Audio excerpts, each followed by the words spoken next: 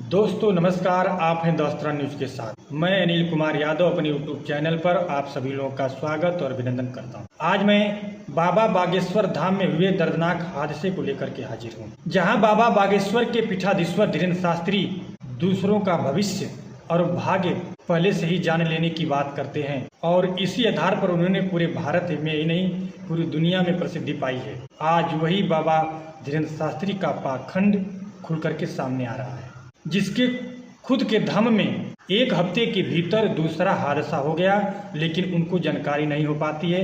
वो अपना ही भविष्य अपने धाम में होने वाली घटना को नहीं जान पा रहे हैं और बातें बड़ी बड़ी करते हैं, दूसरों के भविष्य देखने की बात करते हैं। ऐसे बाबाओं से देश के लोगों को सावधान रहना चाहिए, जो देश में अंधविश्वास और पाखंड को बढ़ावा दे रहे हैं। बागेश्वर वाले बाबा धीरेन्द्र शास्त्री की उम्र 28 या 30 वर्ष के आसपास है और इन्होंने इतने ही कम उम्र में कौन सी सिद्धि और कौन सा ज्ञान प्राप्त कर लिया है कि ये लोगों का भविष्य देखने की बात करते हैं और जिन्हें अपने ही धाम और अपना भविष्य का पता नहीं है। वहीं बाबा बागेश्वर के पीठाधीश्वर धीरेन्द्र शास्त्री के धाम में मंगलवार की सुबह 3 बजे धाम की दीवार गिरने से उत्तर प्रदेश की रहने वाली एक महिला श्रद्धालु की मौत हो गई। ये श्रद्धालु उत्तर प्रदेश के मिर्जापुर जिले की रहने वाली हैं। इनका नाम अनीता देवी खरवार बताया गया है और इनकी उम्र 40 वर्ष है। इनके पति का नाम राजू खरवार है। घटना स्थल पर स्थानीय पुलिस पहुंची और घायलों को अस्पताल पहुंचाया और घटना की जांच शुरू कर दी है। इससे पहले 3 जुलाई को भी धाम में लगे टेंट के गिरने से एक बुजुर्ग श्रद्धालु की मौत हो गई थी। वहीं बागेश्वर धाम के पीठाधीश्वर धीरेन्द्र शास्त्री ने लोगों से अपील की है कि वो अपने घरों में रहें, ऐसे में बाहर न निकले, अपने घरों से ही बागेश्वर धाम का दर्शन करें। घटना में घायल कोलकाता के रहने वाले एक श्रद्धालु ने बताया वह यहाँ बागेश्वर धाम में अर्जी लगाने के लिए आया हुआ है। सोमवार की रात उसने एक ढाबे में बने हॉल में 100 रुपया देकर सोने के लिए बिस्तर प्राप्त किया और मंगलवार की सुबह 4 बजे अचानक तेज बारिश होती है और उस बारिश में उस ढाबे की दीवार अचानक भरभरा के गिर गई, जिससे सभी लोग उस दीवार के नीचे दब गए और इस घटना की जानकारी तुरंत पुलिस को दी गई और मौके पर पुलिस पहुंची और घायलों को अस्पताल पहुंचाया। इससे पहले भी 3 जुलाई को एक हादसा हुआ था, जिसमें एक बुजुर्ग की मौत हो गई थी और 8 लोग घायल हो गए और 3 जुलाई को जिस बुजुर्ग की मृत्यु हुई थी वह भी उत्तर प्रदेश के ही रहने वाले थे और उनका नाम श्याम लाल कौशल बताया गया है और वह उत्तर प्रदेश के गोंडा जिले के रहने वाले थे।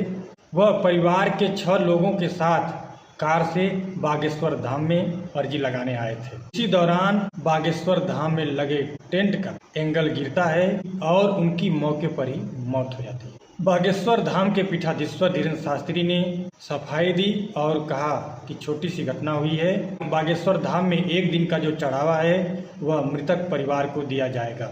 दोस्तों, इस तरह के पाखंडी बाबाओं से इस देश को बचने की जरूरत है, यहाँ के लोगों को बचने की जरूरत है, अन्यथा ये लोग इसी तरह अपनी जान गंवाते रहेंगे और ऐसे ढोंगी बाबाओं को कोई परवाह नहीं रहेगी आपकी ज़िंदगी की।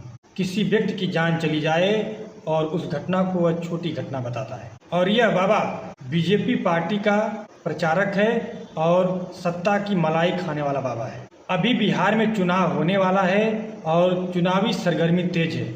इस समय में धीरेन्द्र शास्त्री बिहार में अपने मंच से लोगों को संबोधित करते हुए कहते हैं कि इस चुनाव के बीत जाने के बाद दोबारा मैं बिहार आऊँगा और यहाँ पर अपनी पद यात्रा निकालूंगा। अगर भारत हिंदू राष्ट्र बनेगा तो बिहार वो पहला राज्य होगा जिसे हिंदू राज्य होने का गौरव प्राप्त होगा। बिहार को मैं पहला हिंदू राज्य बनाऊंगा। तो दोस्तों, उनके बयानों से लगता है कि वो सत्ता की मलाई खाने वाले बाबा हैं और इससे पहले भी प्रधानमंत्री मोदी जी ने पंडित धीरेन्द्र शास्त्री को अपना भाई बताया है और इसीलिए जहाँ भी चुनाव होते हैं बाबा बागेश्वर वहाँ कथा कहने पहुँच जाते हैं और भारी संख्या में लोगों की उपस्थिति में एक पार्टी को सपोर्ट करने की बात करते हैं। अब इससे विपक्ष और आम नागरिक ये समझ गया है कि यह बाबा सत्ता की मलाई खाने वाले हैं और सत्ता के संरक्षण में यह सत्ता के संरक्षण में अंधविश्वास और पाखंड को बढ़ा रहे हैं। ये बाबा दूसरों के भाग्य और भविष्य को देखने की बात करते हैं, जिनके खुद बागेश्वर धाम में 2 घटनाएं हो गई, लेकिन इन्हें पता नहीं चली। घटना के बाद इनको मालूम चलता है कि ऐसी घटना हुई है। तो इन्हें पाखंडी न कहा जाए तो क्या कहा जाए। दोस्तों, आप लोगों से अपील है, अंधविश्वास और पाखंड से आप लोग दूरी बनाएं।